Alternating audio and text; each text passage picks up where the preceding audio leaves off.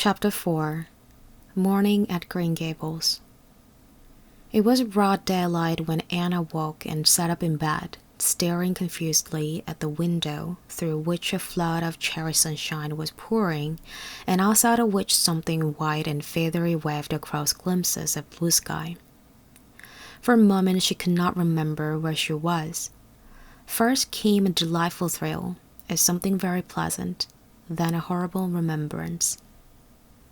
This was Green Gables, and they didn't want her because she wasn't a boy.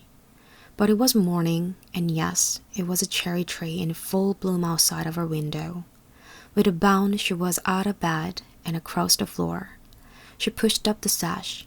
It went up stiffly and quickly, as if it hadn't been opened for a long time, which was the case.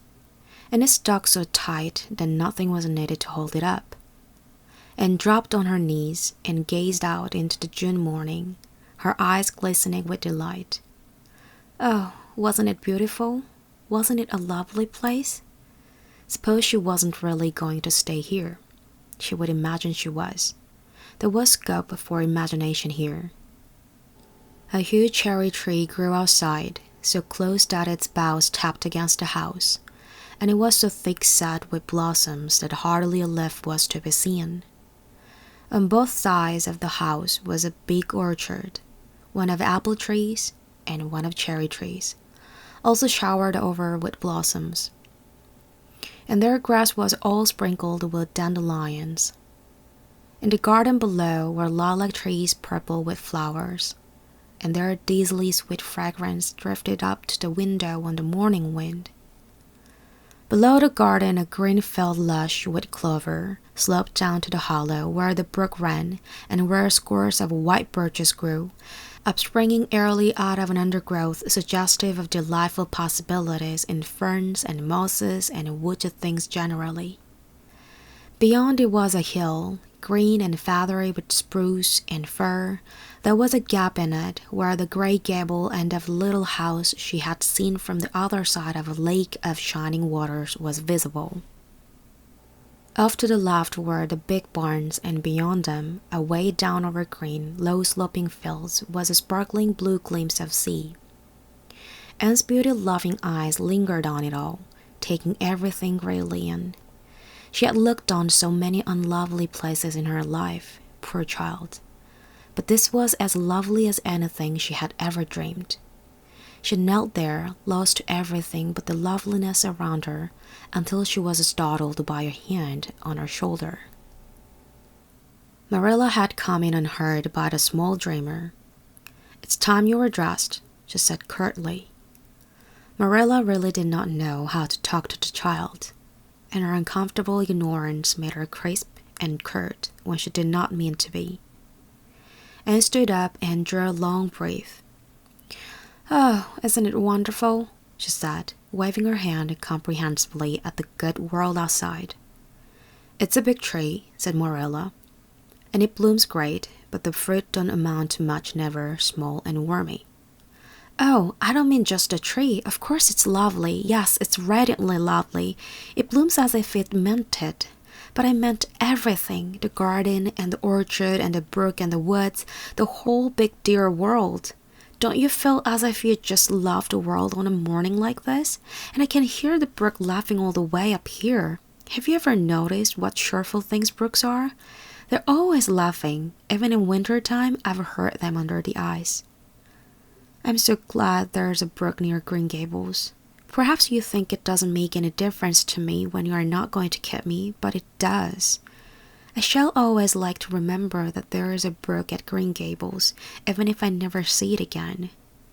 If there wasn't a brook, I'd be haunted by the uncomfortable feeling that there ought to be one. I'm not in depths of despair this morning. I never can be in the morning. Isn't it a splendid thing that there are mornings? But I feel very sad. I've just been imagining that it was really me you wanted after all, and that I was to stay here forever and ever. It was a great comfort while it lasted, but the worst of imagining things is that the time comes when you have to stop, and that hurts. You better get dressed and come downstairs and never mind your imaginings. said Marilla as soon as she could get a word in edgewise. Breakfast is waiting. Wash your face and comb your hair. Leave the window up and turn your bedclothes back over the foot of the bed. Be as smart as you can. Anne could evidently be smart to some purpose, for she was downstairs in 10 minutes' time, with her clothes neatly on, her hair brushed and braided, her face washed, and a comfortable consciousness pervading her soul that she had fulfilled all Marilla's requirements. As a matter of fact, however, she had forgotten to turn back the bedclothes.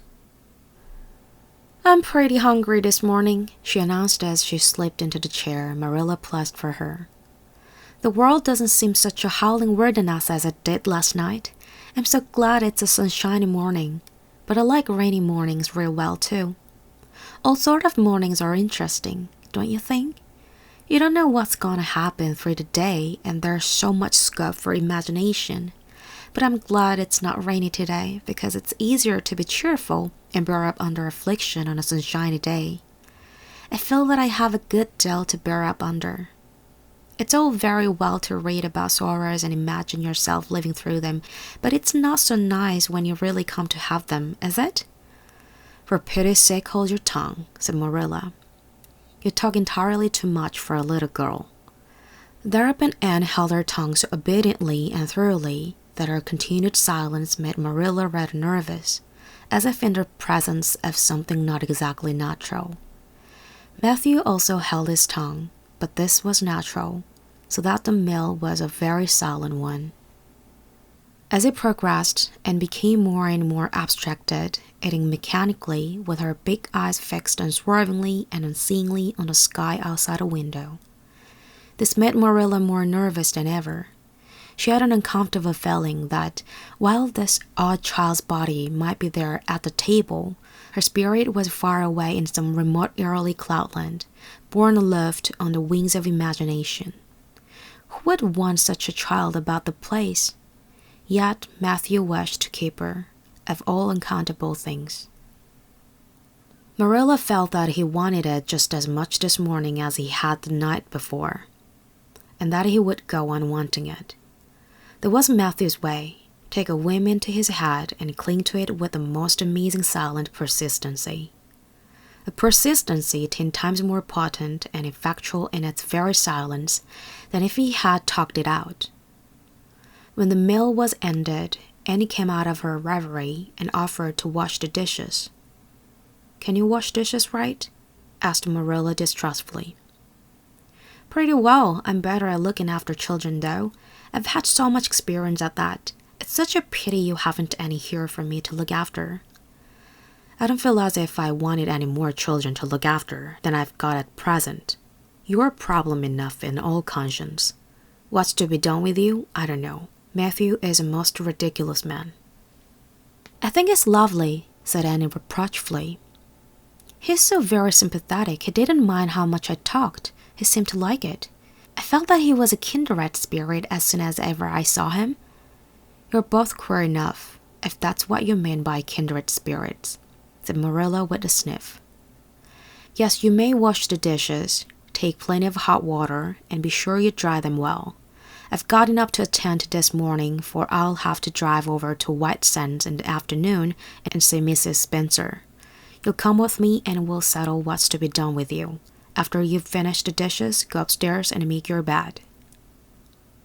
And washed the dishes deftly enough, as Marilla, who kept a sharp eye on the process, discerned. Later on, she made her bed less successfully, for she had never learned the art of wrestling with the feather tick. But it was done somehow and smoothed down. And then Marilla, to get rid of her, told her she might go out of doors and amuse herself until dinner time, and flew to the door, face alight, eyes glowing. On the very threshold she stopped short, wheeled about, came back and sat down by the table. Light and glow as effectually blotted out, as if someone had clapped an extinguisher on her. "What's the matter now?" demanded Marilla. "I don't dare go out," said Anne, in the tone of a mother relinquishing all earthly joys. If I can't stay here, there's no use in my loving Green Gables. And if I go out there and get acquainted with all those trees and flowers and the orchard and the brook, I'll not be able to help loving it. It's hard enough now, so I won't make it any harder. I want to go out so much. Everything seems to be calling to me. Anne, come out to us. Anne, we want a playmate. But it's better not. There's no use in loving things if you have to be torn from them, is there? And it's so hard to keep from loving things, isn't it? That was why I was so glad when I thought I was gonna live here. I thought I would have so many things to love and nothing to hinder me. But that brief dream is over. I'm resigned to my fate now. So I don't think I'll go out for fear I'll get resigned again. What is the name of that geranium on the windowsill, please? That's the apple-scented geranium. Oh, I don't mean that sort of name. I mean just a name you gave it yourself. Didn't you give it a name? May I give it one then? May I call it, let me see, Bonnie would do. May I call it Bonnie while I'm here? Oh, do let me. Goodness, I don't care, but where on earth is the sense of naming a geranium? Oh, I like things to have handles even if they are only geraniums. It makes them seem more like people. How do you know but that it hurts a geranium's feelings just to be called a geranium and nothing else? You wouldn't like to be called nothing but a woman all the time.